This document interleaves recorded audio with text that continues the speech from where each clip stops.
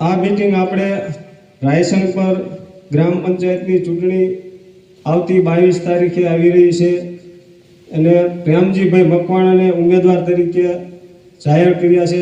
એના સમર્થનમાં આ મીટિંગ આપણે કરેલી છે. તો એમના પહેલા વોર્ડમાં સભ્ય આપણને મળ્યા નથી અને બીજા વોર્ડમાં વિનાભાઈ કાળુભાઈ ખમાણીના એમના ઘરનાનો રાખેલ છે. ત્રીજા વોર્ડમાં હિતેશભાઈ ગોરધનભાઈ અણિયારિયાને રાખેલ છે. ચોથા વોર્ડમાં આપણને ઉમેદવાર મળ્યા નથી અને પાંચમા વોર્ડમાં અલ્પેશભાઈ દિનેશભાઈ મકવાણાને રાખેલ છે અને છઠ્ઠા વોર્ડમાં હેતલબેન અણિયારિયાને રાખેલ છે. સાતમા વોર્ડમાં નંદુબેન મકવાણા અને આઠમા વોર્ડમાં ઘનશ્યામભાઈ ભગાભાઈ મકવાણાને રાખેલ છે. તો ટોટલ આપણી ટીમમાં 6 ઉમેદવાર આપણને મળ્યા છે. 2 વોર્ડ ખાલી છે અને બહુ સારી એવી ટૂંકા ટાઈમમાં પેનલ બની ગઈ છે અને યુવા થોડાક નામચીન ચહેરો એવા જાણીતા અને ઓળખાણ ધરાવતા તાલુકાના લગભગ 53માંથી 30 ગામડામાંથી ઓળખતા એવા ઉમેદવાર આપણે પ્રેમજીભાઈનું સિલેક્શન કર્યા છે. તો વધારે વાત પ્રેમજીભાઈ પાસેથી 2 શબ્દ સાંભળશું અને 2 વાત કરશે પ્રેમજીભાઈ. બોલાવી પેલા આપણે એક વખત બોલો રામા પીરની જય. અમારી લાગણીને માન આપી જે ગામ લોકો બધા આવ્યા છો એ બદલ ગામ લોકોનો આભાર. હું આપણા ગામ પંચાયતમાં ઉમેદવાર તરીકે ઉમેદવારી નોંધાવી છે અને ગામ લોકો બધા સપોર્ટ કરે. આશા રાખી છે કે એમને વધારે વોટ આપી અને વિજય બનાવી અને લાગણીને માન આપ્યું એ બદલ આભાર. એવું ટૂંકમાં શોર્ટકટ બધાને માન આપી અને એમને પ્રવચન પૂરું કર્યું છે. તો છેલ્લા 3 વર્ષથી જોઈએ તો આપણે જૂના ગામમાંથી ઉમેદવાર છે માનસંગભાઈ, એમની તૈયારી ખૂબ સારી એવું ચાલુ હતી. એમને બધા વોર્ડમાં સભ્ય મળી ગયા છે અને બીજા વોર્ડમાં બીજા ઉમેદવાર આપણે છે હકુબા ઝાલા અને એમને પેનલ બનાવી નથી પણ હિંમત કરી અને સરપંચ તરીકે ઉમેદવારી નોંધાવી છે. પછી ત્રીજા નંબરનું ફોર્મ છે થોબણભાઈ મકવાણા, એમને પણ પૂરેપૂરી પેનલ બનાવી બધા વોર્ડમાં સભ્ય મળી ગયા છે, એમને પેનલ પૂરી કરી છે અને ચોથા ઉમેદવાર આપણી ટીમ છે. તો છેલ્લા ઘણા વર્ષથી આપણે જોતા આવી છીએ કે એક હસ્તે 23 વર્ષથી પંચાયત હોવા છતાં ઝીણા મોટા ડોક્યુમેન્ટના કામ હોય તો દોડીને આપણે ખંપાળિયા ગઢડા વેલાડા જેવા ગામમાં જવું પડે છે. તો અહીંયા એ કામ કેમ ન થાય? તો આવું બધું જોયું છે. એક હસ્તે પંચાયત હોવા છતાં ઝીણા મોટા કામ માટે બહુ ગામ લોકોને સમસ્યા થાય છે. 23 વર્ષથી હજી લગભગ ગામમાં 20% ઘરમાં નળનું પાણી પણ નહીં પહોંચ્યું હોય. અમારી બજારમાં તો નથી, બીજી બજારની મને ખબર, લગભગ બજારમાં નથી. ઘણી વખત બૈરા પણ ગામ લોકો ગ્રામ પંચાયતે અવારનવાર સમસ્યાઓ લઈને આવતા હોય છે. તો આ બધું ધ્યાનમાં લઈ અને ક્યાંક તો આપણે ચૂક ખાઈ જઈએ છીએ અને અત્યારે હવે 10 દિવસ જો યોગ્ય નિર્ણય આપણે નહીં લઈએ તો આવી બધી સમસ્યાને હજી પણ આપણે 5 વર્ષ રોવી પડશે. તો આનું નિરાકરણ એક જ છે કે અત્યારે આપણે ચૂંટણીમાં બિલકુલ વેચાણા વિના, દારૂની બોટલો લીધા વિના યોગ્ય જગ્યાએ જો તમે સાચો મત આપશો તો આ બધા સમસ્યાનું નિરાકરણ થશે. નહીતર પછી કે પાણી ન થવું, ડોક્યુમેન્ટ ન નીકળતા, ગટર આટલી ઊંડી નાખીએ, આવી બધી સમસ્યાઓને રોયા કરવાનું, બીજું કંઈ પછી થવાનું નથી. અને ગ્રામ પંચાયત એટલે શું, સીધું અને શોર્ટકટ સાદી ભાષામાં ટૂંકમાં તમને સમજાવું. ગ્રામ પંચાયત આ ઉમેદવાર સરપંચ આપણે શા માટે બનાવવો પડે છે કે એક્ઝામ્પલ તરીકે આપણા ગામમાં લગભગ ખેડૂત લાખક રૂપિયાનું ડીઝલ બારતા હોય છે. 1 લાખનું ડીઝલ બારતા હોય એટલે મૂળ કિંમત એની 35,000 રૂપિયા હોય છે. તો એ 35,000 રૂપિયામાં 5,000 રૂપિયા પેટ્રોલ પંપ વાળાનું કમિશન હોય છે. તો એની લમસમ ગણો એટલે 60% આપણે ટેક્સ ભરવી છે. એ 60% ટેક્સ સરકારમાં જાય છે અને એ સરકારમાં ટેક્સ જાય અને એમને 30,000ની જરૂર હોય અને 30,000 રૂપિયા પાછા કોઈ પણ કામના બહાના રૂપિયા પાછા આપણે પંચાયતમાં નાખે છે. એ કામને યોગ્ય જગ્યાએ જ્યાં જરૂર હોય ત્યાં અને પૂરેપૂરા વાપરે એવો ઉમેદવાર આપણે રાખવો જોઈએ, સિલેક્ટ કરવો જોઈએ. તો આમ ગણીએ એટલે તો ગુજરાત આપણા એક ગામની સમસ્યા ગણો તો ભલે, અને ગુજરાતના લગભગ ગામડાઓમાં આ મારું કેવું નથી પણ લગભગનું કેવું છે કે 30,000નું લાખ રૂપિયો નાખીએ તો એમાં લગભગ 50 પૈસાનું કામ થાય છે, 50 પૈસા નેતાઓ અધિકારીઓ મળીને ચાવ કરી જાય છે. તો એનું કારણ એ જ છે કે અધિકારી અને નેતાઓ બંને મળેલા છે. તો આપણે યોગ્ય નેતાઓને ચૂંટી શકતા નથી, એટલે એ બંને મળી અને આપણા ટેક્સના રૂપિયા ખાય છે. તો એના માટે યોગ્ય ઉમેદવાર આપણે સિલેક્શન કરવો પડે. પછી બીજી વાત એ કે ગામમાં દર વખતે આપણે ચૂક ખાઈ જાય છે, એ તો સ્વીકારવું જ પડશે. અને આ વખતે પણ અમારે એવું હતું કે આ વખતે એકાદું ફોર્મ વ્યવસ્થિત ભણેલ ગણેલ હોશિયાર છોકરાનું નખાય તો આપણે આ ટીમને કંઈ બેઠું થવાની જરૂર નથી, કંઈ કરવાની જરૂર નથી. તો આ વખતે ઘડીક એવું કીધું કે 2-3 જે આગેવાનો હોય ગામનું નક્કી કરતા હોય કે આમને સરપંચ બનાવવાના છે, એ લોકોને ખરેખર ગામ હારે કંઈ લેવા દેવા હોતું નથી. એમને એમના ધંધા હારે લેવા દેવા હોય છે. પછી એમના સરપંચને જીતાડી દે, પછી પંચાયતની ઠેકાણે એ એમના ધંધા કરતા હોય છે. ગામ લોકો શું સમસ્યાથી પીડાય છે, શું સમસ્યાથી હેરાન થાય છે, એની સાથે કોઈ લેવા દેવા હોતો નથી, માત્ર એમના ધંધાની ખાતર હોય છે. તો આપણે એમના લોભ લાલચમાં કે ભોળવાઈ જવું નહીં અને યોગ્ય નિર્ણય લેવો. આપણે 18 વર્ષથી ઉપર થઈ પછી ચૂંટણી કાર્ડ નીકળે છે. એનું કારણ શું? એનું કારણ એ જ છે કે 18 વર્ષ ઉપરના આપણે થાવીએ એટલે આપણે જાતે નિર્ણય લઈ શકવા જોઈએ કે મારે આ ઉમેદવારને મારો વોટ દેવો છે, એમાં પછી કોઈનું માનવું જોઈએ નહીં. તો એ પેનલમાંથી ઘડીક આમની માથે સરપંચનું ટોપી પહેરાવે, ઘડીક સગનલાલ માથે પહેરાવે, ઘડીક મગનલાલ માથે પહેરાવે, અને છેલ્લે પછી જ્યાં પહેરાવાની હોય ત્યાં જ જાય છે. તો પછી એમને નક્કી કર્યું કે ભાઈ અહીંયા જો જાતી હોય તો આપણે એક વખત તો આપણે ગઈ ચૂંટણીની ટ્રમ્પમાં થાપ ખાઈ ગયા, આપણે છેતરાઈ ગયા. તો આ વખતે છેતરાવું નથી.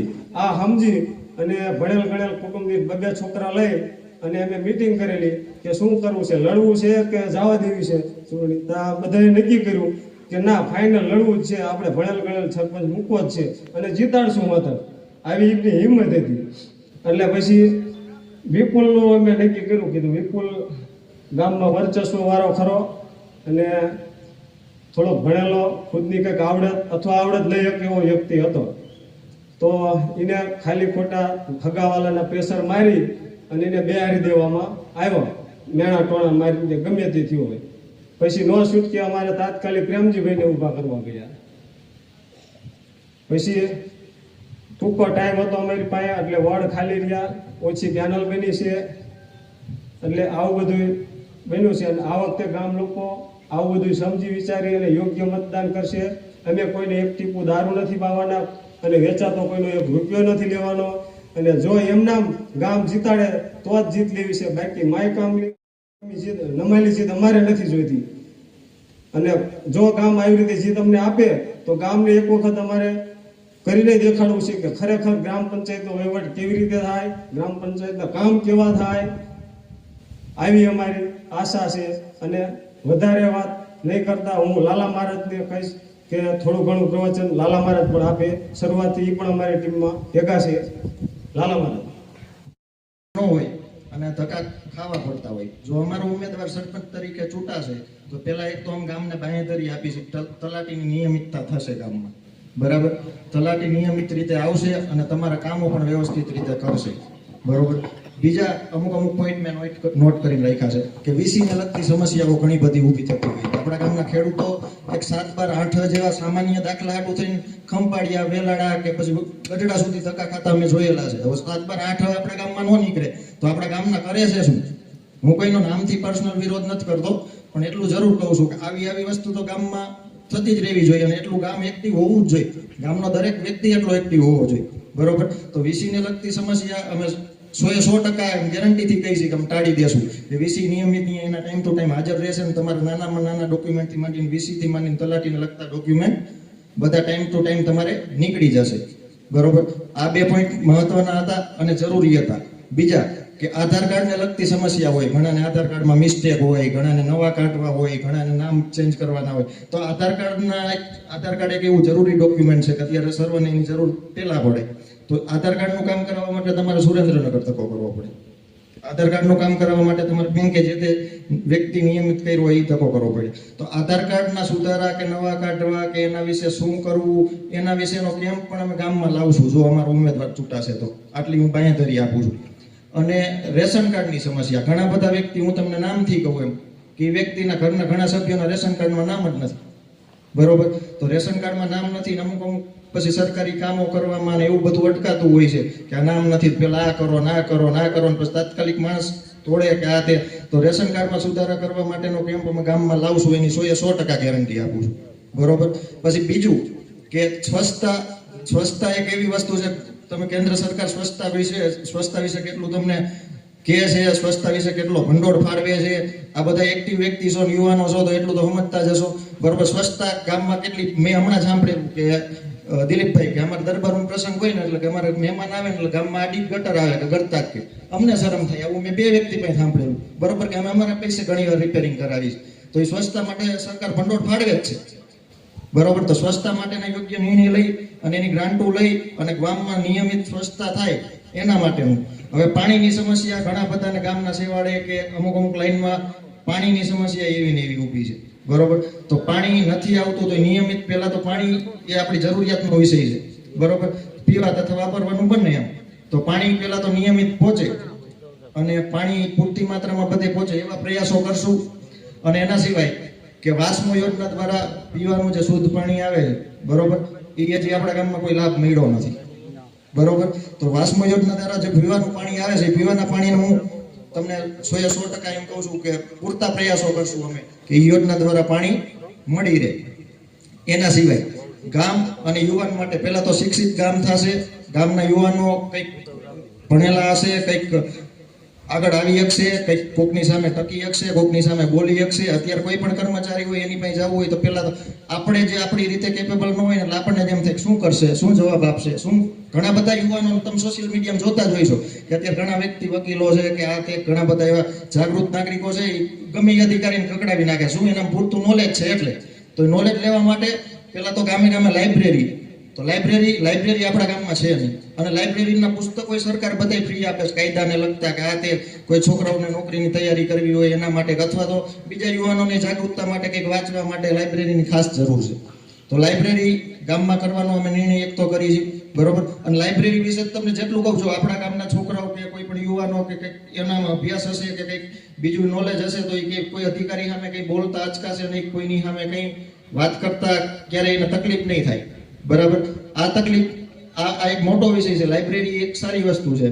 બરોબર, બાકી કામો જે બીજા આરસીસી રોડના કામો છે, અમુક જગ્યાએ બાકી છે, તો એ આરસીસી કમ્પ્લીટ, પછી જે તે જગ્યાએ જરૂરિયાત પ્રમાણે પેવર બ્લોકનું કામ છે.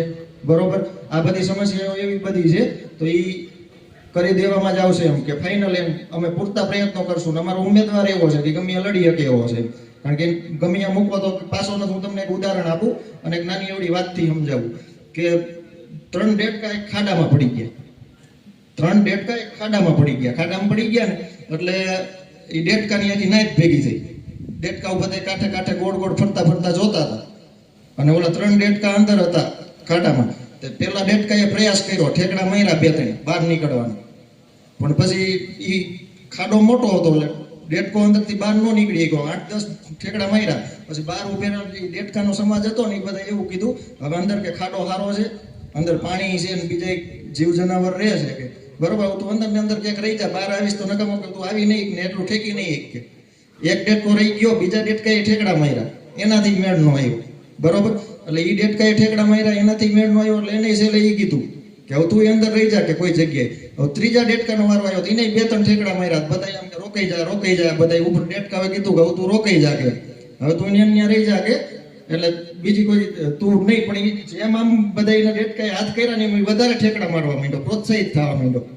એટલો પ્રોત્સાહિત થવા માંડ્યો પછી ઓલા બધા છેલ્લે કે હવે તું કંઈક હાથ પગ તારા ભાંગી જશે, બહુ વધારે ઠેકડા મારમાં તું બારો નહીં નીકળી, ઓલા બેરિયા એમ તું રહી જાય.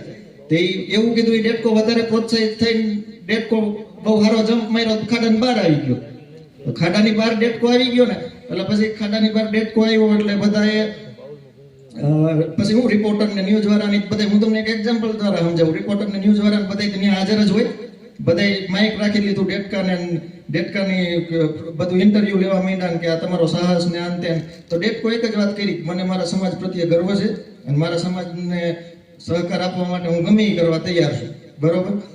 તો બીજી વાર પૂછ્યું, પણ એ બધું તો ઠીક, પણ કે તમે ખાડામાં પડ્યા હતા કઈ રીતે? તોય ડેટકાએ એમ કીધું કે મને મારા સમાજ પ્રત્યે ગર્વ છે ને હું સમાજ માટે ગમે એ કરવા તૈયાર છું. પછી આ ત્રીજી વાર પૂછ્યું, ત્રીજી વાર ડેટકાએ એનો એ જવાબ આપ્યો ને ત્યારે ખબર પડી કે આ ડેટકો બેરો છે. એટલે બેરો હતો ને કોઈનું સાંભળતો નહોતો ને એની મરજીનું કરવું હતું ને એટલે ઠેકડો મારીને બહાર નીકળી ગયો. એટલે અમારો ઉમેદવાર એમ જ છે કે એનું મરજીનું જ કરવું છે. બરોબર. એટલે એ ઠેકડો મારીને બહાર નીકળી ગયો. પછી આ વસ્તુ મતદાન એવું ન કહી શકું હું તમને તમે આને મત આપો આને મત આપો, પણ એવું કહી શકું તમને આખું છે, સમજદારી છે, બધું છે. તમે જોઈને તમને સારો ઉમેદવાર લાગે એને મત આપો. બરોબર. કોણ ક્યાં જઈને ક્યાં સુધી પહોંચશે ને શું કરી શકશે એ તો આપણને ખબર હોય ને અત્યાર સુધી શું થયું છે એ તમને ખબર હોવી જરૂરી છે. બરોબર. એટલે ડેટકો તો બહાર નીકળી ગયો ને પછી ડેટકાનું શું થયું એ નથી ખબર, પણ મને એટલી ખબર પડે છે કે આ એક વાર વિચાર તમે એવો મગજમાં લાવી દો કે આ વસ્તુ મેં આ ટાઈમે યોગ્ય ન કરી હોત તો આ ન થાત.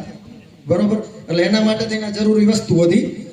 બરોબર. બાકી સરપંચમાં જીતવા પછીના બીજા તમને પાણીની લગતી સમસ્યા, પછી બીજો એક પોઈન્ટ મૂકી છે કે આખા ગામમાં સીસીટીવી કેમેરા શેરીએ જાહેર જગ્યા ઉપર સીસીટીવી કેમેરા સજ્જ કરવાના અમારા વિચાર છે. એનાથી ચોરીને લગતી પ્રવૃત્તિ, ગેરકાયદેસર કોઈ પણ પ્રવૃત્તિ થતી હોય તો ઘણી બધી પ્રવૃત્તિ એનાથી અટકાઈ જશે.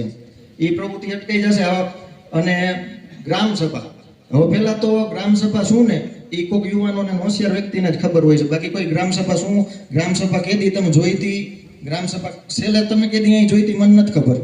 બરોબર. ગ્રામ સભાના નિયમો શું છે? ગ્રામ સભા એક વર્ષમાં 4 ગ્રામ સભા આવે, એક તાલુકાની, એક જિલ્લાની, એક વિભાગ વાઇઝ અને એક રાજ્ય સરકારની. આવી 4 ગ્રામ સભા એવું થાય. ગ્રામ સભાના નિયમ શું હોય કે ગ્રામ સભા એટલે આવી રીતે કેમ હું અત્યારે ઊભો છું તમે નીચે બેઠા નહીં. ગ્રામ સભાનો નિયમ કે ટીડીઓ આવે તોય ભલે, જિલ્લામાંથી ટીડીઓ આવે તોય ભલે, ધારાસભ્ય આવે તોય ભલે, તમે નીચે બેઠા ને તો એને નીચે બેસીને તમારી ચર્ચા કરવાની. દિલીપભાઈ. પછી બીજો ગ્રામ સભાનો નિયમ એ હોય કે ગ્રામ સભામાં જે અધિકારી આવે ને એને ગામની બહાર એના વાહન મૂકીને, ગાડી હોય તો ગાડીને જે તે વાહન મૂકી ગામની બહાર મૂકી અને ગામની અંદર એન્ટર થવાનું નહીં. હાલીને ગામ ફરતું આવીને જ્યાં ગ્રામ સભા થવાની હોય ત્યાં આવવાનું. બરોબર. હવે ગ્રામ સભાએ આવીને ગ્રામના પ્રશ્નોનો ઉકેલ થાય. બરોબર. જેવા કે બીપીએલ યાદી છે, પછી રહેઠાણના પુરાવા છે, આ તે ફલાણું ટુકડું નાના મોટા પ્રશ્નો હોય ગામના મળીને હલ કરે. કે ગ્રાન્ટો છે ગ્રામ સભામાં પાછો ઉલ્લેખ થાય ચોખ્ખો કે આ ગ્રાન્ટ આટલા રૂપિયાની આવી હતી ને અહીં વાપરી હતી. ગામની સામે મુકાય. ગામની સામે મુકાય એટલે ખબર પડે કે આ વ્યક્તિએ કેટલું કામ કર્યું છે સરપંચે. એમ એ કોઈ આજ દી સુધી નથી કર્યું, આમ કરશું આટલી તમને બાંહેધરી 100% આપશું કે વર્ષમાં 4 ગ્રામ સભા આવે એનો લાભ લઈશું જ તે આપણે. બરોબર. અને 4 સિવાય તમારે ઇમરજન્સીમાં કરવી હોય તો તમે 2 ગ્રામ સભા કરી શકો. બરોબર. એટલે આ તમને આટલી બધી બાંહેધરી આપવાનું કારણ શું? અમારા ઉમેદવારીને લાયક છે અને મને એનામાં દેખાય છે. મને નહીં, ઘણા બધા યુવાનોને મેં દેખાય છે. બરોબર. અને અમારે આ કંઈ હામાં પક્ષ કરીને કે એટલું બધું લડવાની જરૂર નહોતી. બરોબર. પણ એ શા માટે તૈયાર થવું પડ્યું એ બધી ડિટેલમાં ચર્ચા હમણાં મુનાભાઈનું માઇક ખોપું પછી આગળ ઉપર તમને કરશે.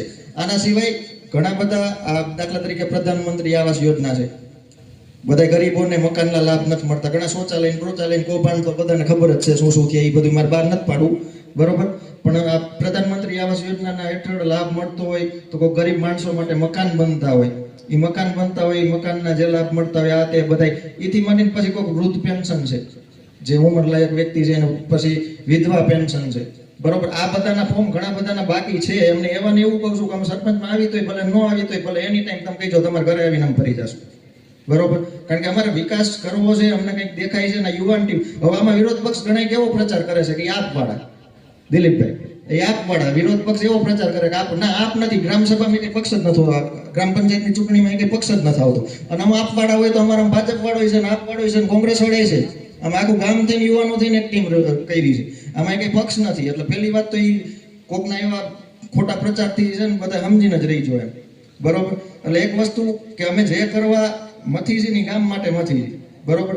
અને બધાને એની ટાઈમ પંચાયતે આવીને હિસાબ લેવાની છૂટીને બધાય તમને ડોક્યુમેન્ટ અત્યાર સુધી ના જે હોય અમે આવ્યા પછી ના આવા તમને હું 100% કહું છું કે બધાય તમને સામે મૂકીને દેખાડવાનું કાંઈ આટલી ગ્રાન્ટ હતી ના કામ કર્યું. બરોબર. ઘણા બધાને માનો કે હવે કોઈ આ મનરેગા છે કે આ એક મજૂરીના કામ તો કોઈ કરે નહીં, બધા સક્ષમ છે પોતપોતાનું કામ કરવા પડતા, પણ એવું કામ કોકને ખૂટતું હોય તો અમે એવું કરશું. બરોબર. આ ખેત તલાવડિયું છે. બરોબર. ઘણા બધા કામ હમણાં ગેસના પ્લાન વગર સરપંચનો બાયોગેસ 12-13 કરી નાખ્યા ગામમાં. બરોબર. એટલે એ એક્ટિવ વ્યક્તિ જ છે અને એક્ટિવ વ્યક્તિ છે ને એ જ વિરોધ પક્ષને નડે છે. એક્ટિવ ન હોવો જોઈએ તો આપણને પોહાય છે. સમજાણું?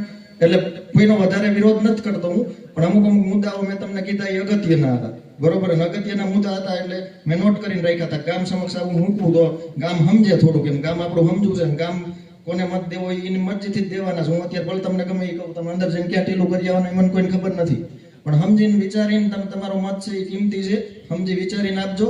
અને એ મત રહ્યો એ તમને એક ભૂલ તમારી પછી 5 વર્ષ ગોટાળે ન ચડાઈ દે એનું ધ્યાન આપજો એમ ખાસ કરી. હવે પ્રેમજીભાઈ સિલેક્ટ શું કામ કર્યા? ઘણા પ્રશ્નો એવા થતા હતા કે તાલુકાનો ઉમેદવાર હતો તો આમાં તો એને એમ કીધું તાલુકામાં હું રાજીનામું આપી દઉં. બરોબર, પણ શું કામ કર્યા એ પૂરતી ડિટેલ મારી પાસે નથી. એના વિશે મુનાભાઈ થોડુંક તમને કહે કે શું કારણે એમને ઊભા કર્યા, પછી આગળ ઉપર આપણે કંઈક ચર્ચા કરી. પ્રવચન આપ્યું એ બદલ એક વખત તાળીઓ થઈ જાય લાલા મહારાજ માટે. પછી ગામ લોકોને એ પ્રશ્ન એક હશે કે કુટુંબ તો સરપંચને લાયક ઉમેદવાર ન હોય, લાયકાત લઈ શકે એમ ન હોય તો ઊભો કરવો પડે. અને એ પહેલા અમે જ્યારે પ્રેમજીભાઈને જાહેર વિપુલભાઈને નહોતા કર્યા ત્યારે પણ એ ટીમને અમે કીધેલું કે વ્યવસ્થિત કોઈ ભણેલો છોકરો સિલેક્શન કરો તો અમે કંઈ કરવાના નથી, ચૂંટણી લડવાના નથી. પણ ભણેલ ગણેલ હોશિયાર વ્યક્તિ એ ટીમમાં જોતો જ નથી, ગમતા જ નથી. વિપુલનું નામ દીધું તો કે એને ઓલા 25 મત નહીં મળે. હિતેશનું નામ દીધું મકવાણા હિતેશ માવજી તો કે એને ઓલા 30 મત નહીં મળે. તો અત્યારે થોબળભાઈ રહ્યા છે, તેમને તો દેવી પૂજક સમાજ મત નહીં આપે, તો એ ખોટ નહીં દેખાય.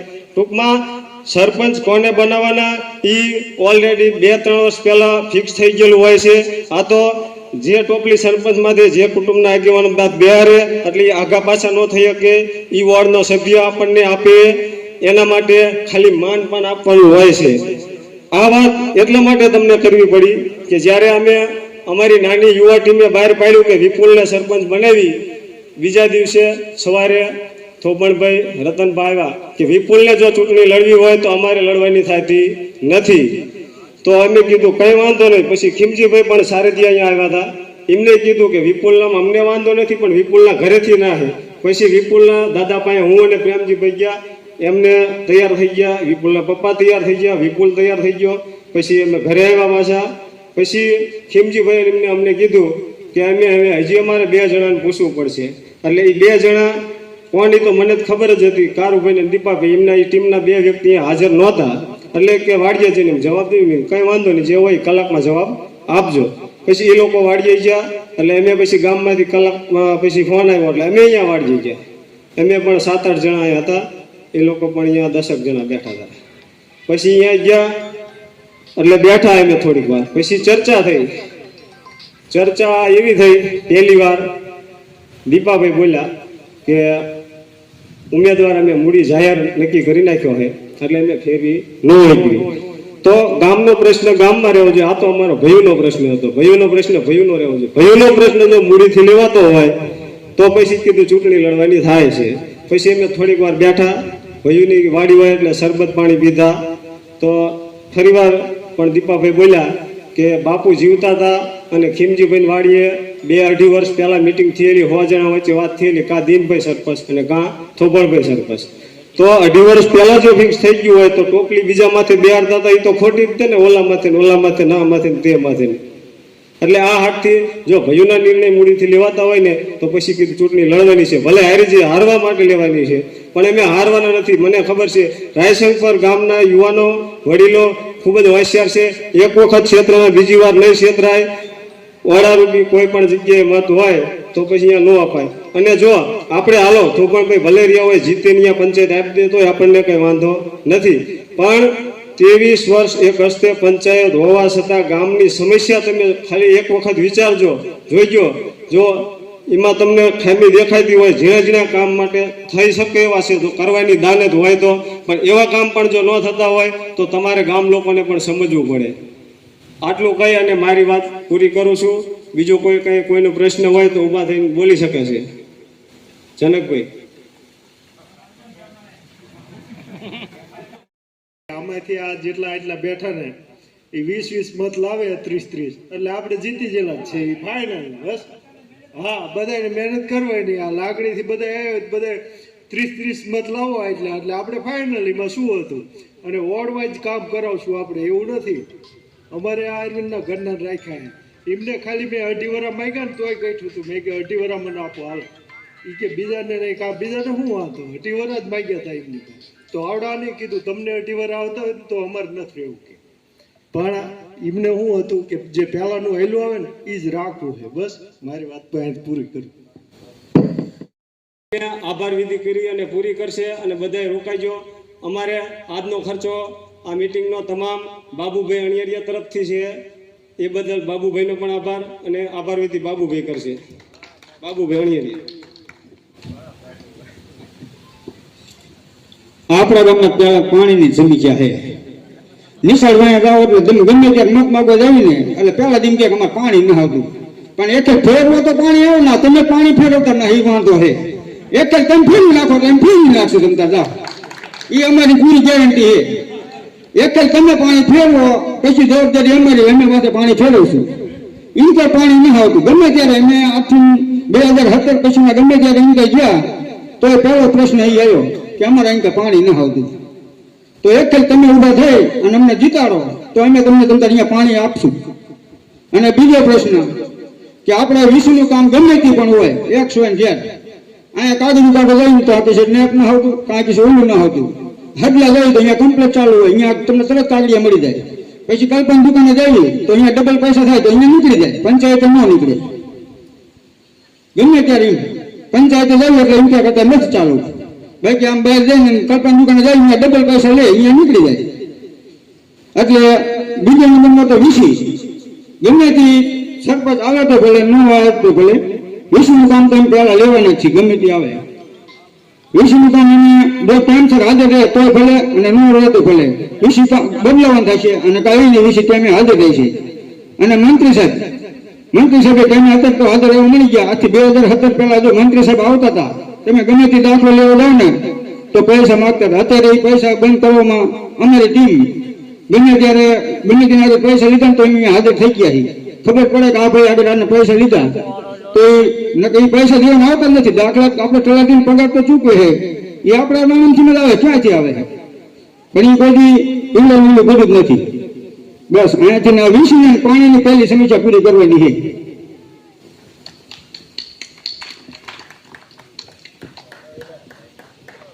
તો અમારી લાગણીને માન આપી આ મીટિંગમાં વડીલો, મિત્રો, ગ્રામજનો વાલા બધા પધાર્યા એ બદલ દિલથી હૃદયપૂર્વક ખૂબ ખૂબ બધાનો આભાર. તો ટૂંક સમયમાં નાસ્તો આવી રહ્યો છે, નાસ્તો કરી અને રામાપીરની પ્રસાદી સમજીને લઈને જઈજો. નાસ્તો નથી કહેતો પણ રામાપીરની પ્રસાદી કરી.